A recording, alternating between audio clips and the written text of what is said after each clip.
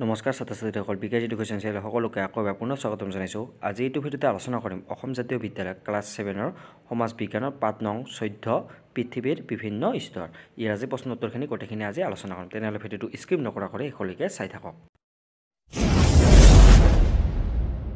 প্ৰথমে দিয়া আছে যে 1 নম্বৰ প্ৰশ্নটো যে ভূগৰ্ভত থকা গলিত পদাৰ্থক কি বুলি কোৱা হয়? ইয়াৰ উত্তৰটো লিখিব লাগিব যে লাভা বুলি কোৱা হয়। তাৰপিছত 2 নম্বৰ প্ৰশ্নটো কৈছে যে ইয়াৰ পিছত অৰ্থাৎ খ নম্বৰটো যে চিয়াল স্তৰটো কি পদাৰ্থৰে গঠিত? ইয়াৰ উত্তৰটো লিখিব লাগিব যে এনেকৈ যে চিলিকা আৰু এলুমিনিয়ামেৰে গঠিত, এনেকৈ লিখিলে হৈ যাব। তাৰপিছত 3 নম্বৰ প্ৰশ্নটো কৈছে যে ইয়াৰ পিছতো যে প্ৰশ্নটো কৈছে যে ল আৰু নিকেলেৰে গঠিত স্তৰটো কি নামেৰে জনা যায়? ইয়াৰ উত্তৰটো লিখিব লাগিব যে এনেকৈ যে নিফে।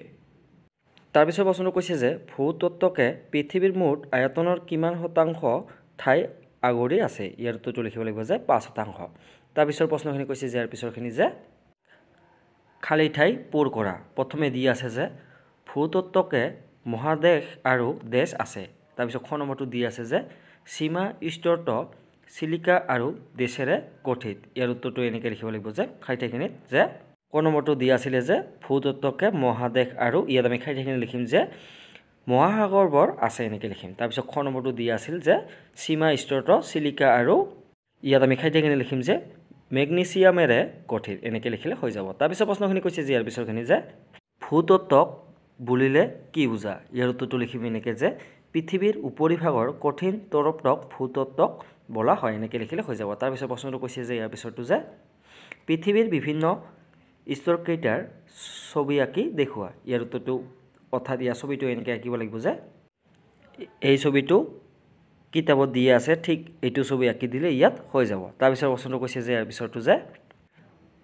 প্ৰশ্নটো যে পৃথিৱীৰ বিভিন্ন স্তৰ কেইটাৰ বিষয়ে লিখা। ইয়াৰ উত্তৰটো লিখিম এনেকৈ যে সুয়েজ নামৰ ভূ বিজ্ঞানীজনৰ মতে পৃথিৱীৰ অন্তঃভাগক 3টা ভাগত ভাগ কৰিছে।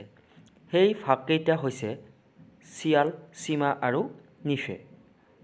অন্য ভূবিজ্ঞানীসকলে এই স্তৰকেইটাক ভূতত্ত্বক প্ৰৱাৰ আৰু শাস বুলি নামকৰণ কৰিছে। ভূতত্ত্বক হ'ল পৃথিৱীৰ একেবাৰে ওপৰৰ স্তৰটোৰ নাম। ই আটাইতকৈ পাতল, ইয়াৰ ঘনত্ব 2.75 আৰু গড় ডাঠ 20 কিমি। গ্ৰেনাইট শিলেৰে গঠিত। চিলিকা আৰু এলুমিনিয়াম উপাদান প্ৰধানভাৱে পোৱা যায় বাবে এই স্তৰটোক চমুকৈ চিয়াল বোলে। চিয়াল ঔৰৰ তলৰ ঔৰটো তুলনামূলকভাৱে গধুৰ উপাদান বেলষ্ট শিলেৰে গঠিত। এই স্তৰটোৰ ঘনত্ব 3.1 পৰা 5 আৰু ডাঠ প্ৰায় 29,000 কিমি।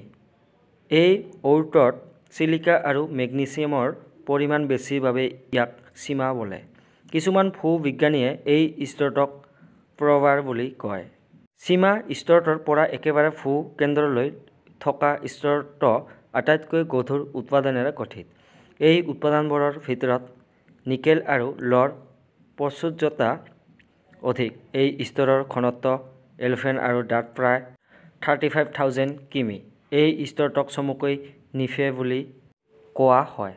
ভূতত্ত্বকে পৃথিৱীৰ মুঠ আয়তনৰ 5% বাবে 80% আৰু চাহ স্তৰটোৱে 15% ঠাই আগুৰি আছে, এনেকৈ এইখিনি লিখিলে হৈ যাব। আৰু আজিলৈ ইমানেই, ধন্যবাদ।